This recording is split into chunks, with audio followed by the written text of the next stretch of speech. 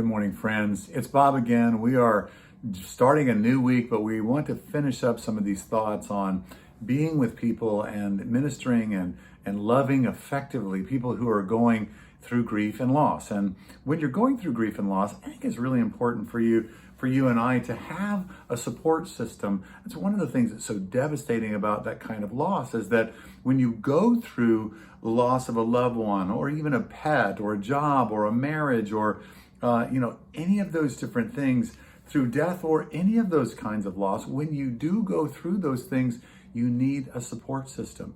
Now, instinct basically wants us to take us into this place of, I'm just going to isolate. I'm going to kind of be my own person and I can make it through this. But that's not the way that this works. You and I, we need a support system. And that's going to be one, two, three, people that we can sit down and just say, you guys, I'm doing terrible. I'm really struggling right now. And would you pray with me? Would you sit with me? Would you help me to experience God's presence in this place? I'm really struggling right now and I'm broken and maybe they just need to cry their guts out.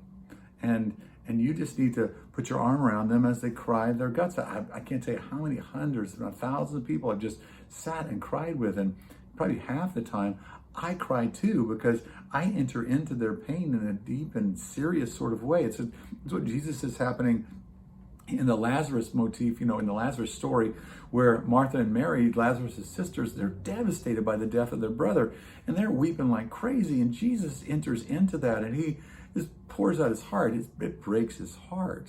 But you need people who can be there with you. You can cry. You can tell your story. You can say, you can say, I can't make any sense of what's going on with this. I don't know what's going on with me. I can't identify none of the things that seem familiar are familiar with me anymore. And you need to be able to be honest and for them not to fix you, but for them to be able to be with you, but for you to be completely honest and receive support. You've been built by the Master himself to be able to share life with others and to receive support in that kind of a context. And so in that intimate friendship that you connect and you receive God's provision through others, you receive his presence through the presence of others, that you are there, you have people that are there with you.